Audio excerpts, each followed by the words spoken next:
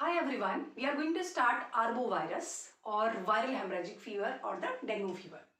तो सबसे पहले देख लेते हैं कि आर्बोवायरस में कौन कौन से क्वेश्चन आते हैं।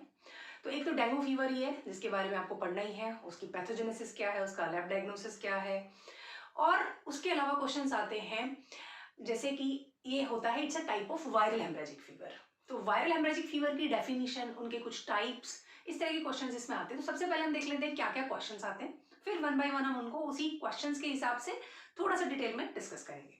तो सबसे पहले बात करते हैं, क्वेश्चन जो है वो आता है डिफाइन द आर्बोवायरस।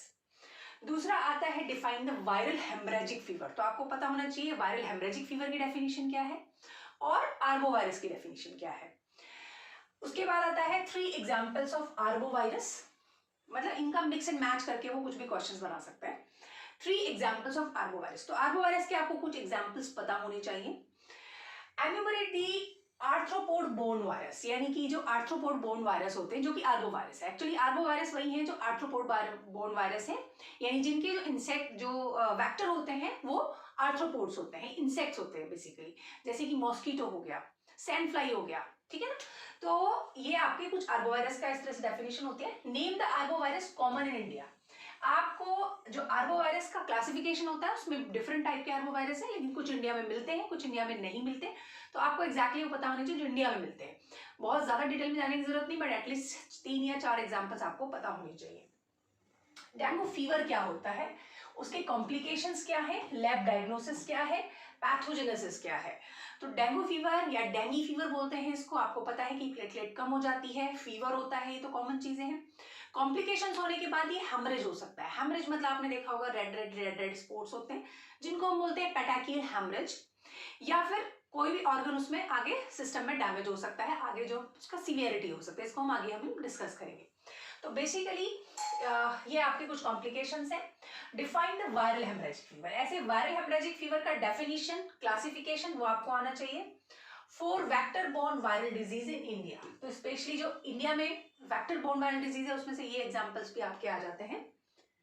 फिर नेक्स्ट आता है name the mosquito virus, mosquito borne virus and infection caused by them and diagnosis of anyone. तो एनीवन में आप डायग्नोसिस किसका लिखेंगे, आप डेंगू वायरस का आप लिख सकते हो, और वो मॉस्किटो बोर्न वायरस कौन कौन से हैं वो आपसे पूछे जाते हैं।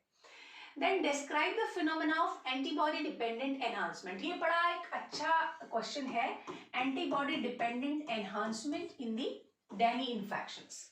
ये थोड़ा सा डिफिकल्ट है समझना, आगे इसको ट्राई करते हैं क्या क्या इसके किस तरीके से एंटीबॉडी डिपेंडेंट एनहांसमेंट होता है। उसके अलावा कुछ क्लिनिकल टाइप्स के क्वेश्चंस भी आ सकते हैं। For example, a 30-year-old man developed fever, chills, headache, backache. 5 days later he developed a petechial hemorrhage. Petechial haemorrhage हो जाता है कि आपको जो छोटे छोटे रेड स्पॉट्स मिल जाते हैं, उस तरीके से दे सकता है। ये ब्लीडिंग स्पॉट्स हैं बेसिकली, वो under the skin. And a sudden drop in the platelet count. Platelet count drop होते ही समझ जाओ कि वो डेंगू ही पूछने की कोशिश कर रहा है, ठीक है। नेम द एजेंट, पैथोजेनेसिस और द लैब डायग्नोसिस। तो सब पूरा डेंगू के बारे में उसने क्वेश्चन पूछा। इसी तरह से उसको कुछ भी करके आप एज डिफरेंट हो जाएगी, कुछ और थोड़ी बहुत डिफरेंट हिस्ट्री, इस तरीके से आपसे डेंगू का क्वेश्चन पूछ सकते हैं। Another question as a short note asked as chikungunya, Kiasanur forest disease and Japanese encephalitis. इन पर यूजुअली शॉर्ट नोट पूछा जाता है, तो हम इनको एज अ शॉर्ट नोट ही डिस्कस करेंगे कि हाँ कितना इसमें लिख देना चाहिए एग्जाम्पल, क्या क्या इसमें इंपॉर्टेंट पॉइंट्स होते हैं। So these are the few important points about the arbovirus और related to the dengue virus.